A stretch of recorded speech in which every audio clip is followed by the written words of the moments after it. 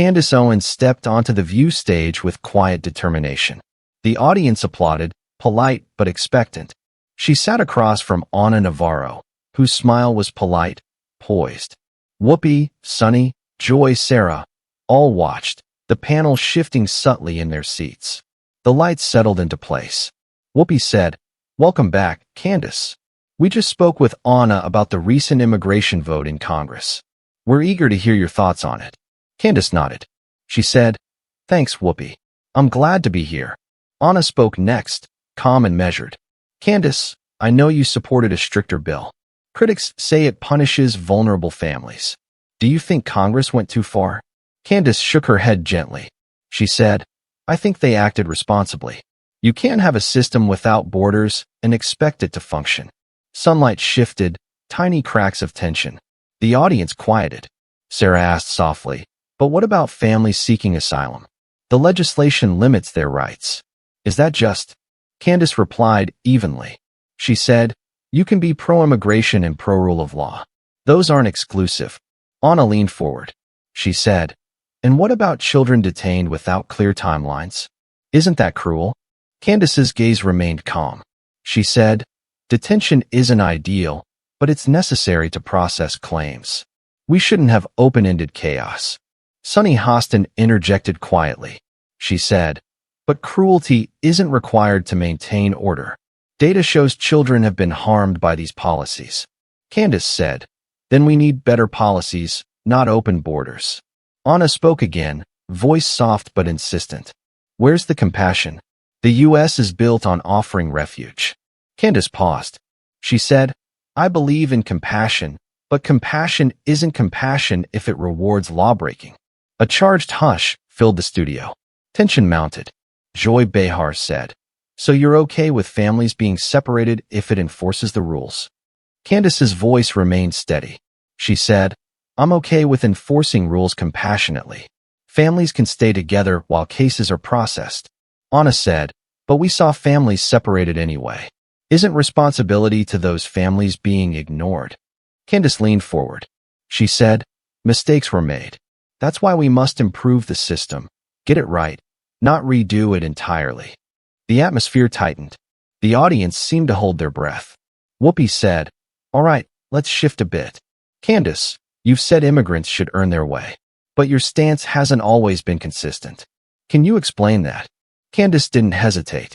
She said, "My stance was always this: support legal immigration, respect for law. I've always believed that." Ana's tone sharpened subtly. She said, "Some would argue you've softened your words recently to appeal to a broader audience. Is that spin?" Candace looked at Ana squarely. She said, "I've refined my explanation, not changed my belief. Communication shouldn't be mistaken for concession." The tension was plain now. The audience murmured. Ana replied, "Fair. But perception matters. If people hear mixed messages, that erodes trust." Candace's voice stayed calm. She said, "Then trust my record, not your interpretation." The studio lights dimmed. The panel held its breath. What came next would break the equilibrium. Ana's voice lost its smooth edge. She said, "Trust your record? Your record is built on division. You spend more time attacking communities than defending them." Candace's face didn't move. She said, "Criticism isn't an attack. You can't shield yourself from debate by calling it hate." Joy interrupted, trying to defuse. "Let's not make this personal." Ana spoke over her. "I'm not shielding myself. I'm calling out hypocrisy. You talk about family values while defending policies that rip families apart." Candace's voice was quiet, but firm. "I talk about responsibility, and it starts with entering the country legally." Ana said, "But what about the babies taken from their mothers? What about the trauma inflicted? Do you ever think about that?" Candace replied, "Of course I do.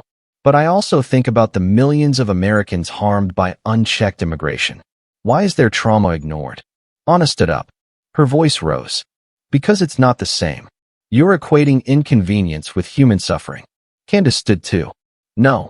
I'm saying all suffering deserves consideration, not just the kind that supports your narrative." The audience gasped. Sunny tried to cut in. "Let's bring this back to policy." Ana snapped. "She doesn't care about policy. She cares about headlines. Candace doesn't speak for immigrants. She speaks for attention. Candace said, "You don't speak for them either. You speak for elites who like feeling progressive while real people suffer." Ana's face hardened. "You're not serious. You're a provocateur pretending to be a patriot." Candace's voice rose. "And you're a media puppet pretending to care." Security began approaching the edge of the stage. Whoopi looked to the crew, but didn't speak. Ana stepped closer.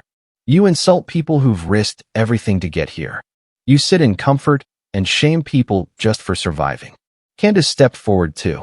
"No, I shame the people who lie to them, who promise them sanctuary but give them chaos. You," Ana pointed at her, "you're a disgrace to every woman of color who ever fought for justice." Candace said, "And you're a disgrace to every immigrant who waited their turn, followed the rules, and earned their place here." Audience members stood. Some cheered. Others shouted. The studio was breaking apart. Whoopi called for a break. "We need to go to commercial." Candace said, "You want to go to commercial because it's the only way to silence someone who won't play your script." Ana said, "No, we want to go to commercial because this show isn't built for shouting matches." Candace said, "Then maybe stop inviting people just to attack them." Ana's voice cracked. "No one attacked you." Candace's voice cut clean. "You called me a disgrace. You questioned my integrity. You made it personal. So don't pretend you're above it." Ana turned to leave. Candace said clearly, "That's right. Walk away. That's what you do when you're out of talking points." The audience gasped again. Ana stopped, but she didn't return. She walked off stage. Candace turned to the others. "Anyone else want to talk policy? Or are we done pretending this was ever about facts?" Silence. Whoopi finally said, "We'll be right back."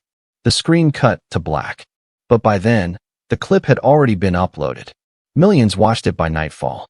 And the debate, once again, had become a battle, not between facts and lies, but between voices too loud to ignore and truths too painful to accept.